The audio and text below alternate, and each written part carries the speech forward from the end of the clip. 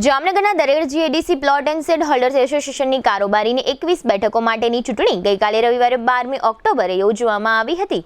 આ ચૂંટણીના પરિણામોને કારણે એસોસિએશનમાં સત્તા પલટો થયો છે। ત્રિશુલ નિશાન ધરાવતી ઉદ્યોગ હિતકારી પેનલનો તમામ 21 બેઠકો પર ઝળહળતો વિજય થયો છે। 7 વર્ષથી શાસનમાં રહેલા એસોસિએશનના પ્રમુખ દિનેશભાઈ ડાંગરિયાના નેતૃત્વ હેઠળની પ્રગતિશીલ પેનલની કારમી હાર થઈ છે। આ એસોસિએશનમાં કુલ 1845 સભ્યો છે, જેમાંથી 1649 સભ્યોએ મતદાન કર્યું હતું। આમાં ચૂંટણીમાં 89% મતદાન થયું છે। બપોર સુધીમાં જ મતદાનનો આંકડો 70% થઈ ગયો હતો। મતદાન પૂર્ણ થઈ ગઈકાલે રવિવારે સાંજે મતગણતરી કરવામાં આવી હતી। 1649 મત પૈકી 36 મત નાની મોટી ખામીઓને કારણે રદ થયા હતા અને બાકીના મતોને વેલિડ ગણી પરિણામ આપવામાં આવ્યું હતું। આ પરિણામોમાં વિજેતા ઔદ્યોગિક હિતકારી પેનલમાં સૌથી વધુ 910 મત અતુલ ગંગદાસભાઈ પટેલને મળ્યા હતા। વિષ્ણુભાઈ મહેશભાઈ પટેલને 898 મત પ્રાપ્ત થયા હતા। આ વિજય બાદ તમામ વિજેતા ઉમેદવારોએ સર્વસંમતિથી યુવા અને શિક્ષિત નેતા વિષ્ણુભાઈ પટેલને એસોસિએશનના નવા પ્રમુખ તરીકે જાહેર કર્યા છે। આ ચૂંટણી દરમિયાન એક બેઠક પર ટાઈ પણ પડી હતી, જેમાં રાજેશભાઈ ચાંગાણી અને તેમના પ્રતિસ્પર્ધી રામજીભાઈ કણઝારિયાને સમાન મત મળ્યા હતા।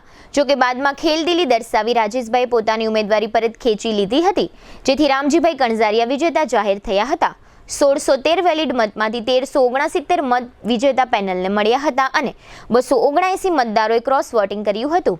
ઔદ્યોગિક હિતકારી પેનલના આ શાનદાર વિજય બાદ દરેડ ઉદ્યોગનગરમાં ઉત્સાહના દર્શન થયા હતા અને ઉદ્યોગકારોએ નવા પ્રમુખ વિષ્ણુ પટેલના નેતૃત્વમાં ટીપી પ્લાન્ટ અને આરોગ્ય કેન્દ્ર સહિતના એજન્ડા પર ઝડપી કામગીરી શરૂ થવાની આશા વ્યક્ત કરી હતી।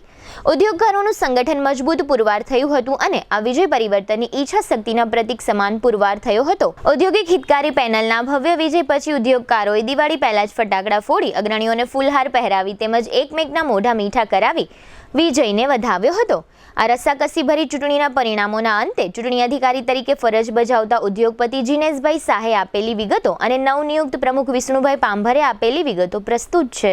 GIDC plot and shed holders એસોસિએશનની વર્ષ 2025 થી 28 3 વર્ષ માટે 25 થી 26 27 28 3 વર્ષ માટે જે ચૂંટણી યોજાય એમાં કુલ મેમ્બર્સ 1845 છે, જે માન્ય લિસ્ટ પ્રમાણે આજે 1649 લોકોએ મતદાન કર્યું છે, જે 89% છે। ખૂબ સરસ મતદાન થયું છે। ટોટલ મતદાનમાંથી 36 મત કેન્સલ થયા છે જુદા જુદા કારણોસર, કોઈ ઓછા વધુ આપ્યા હોય, કોઈમાં ફાટફૂટ થઈ ગઈ, એટલે વેલિડ મત 1613 હતા, જેમાં 279 ક્રોસ વોટિંગ મિક્સ હતા। બાકીના બધા પેનલ ટુ પેનલ હતા અને અંતે ઔદ્યોગિક હિતકારી પેનલના 21 ઉમેદવારો ચૂંટાઈ આવ્યા છે। કમ્પ્લીટ પેનલ ટુ પેનલ આવ્યા છે।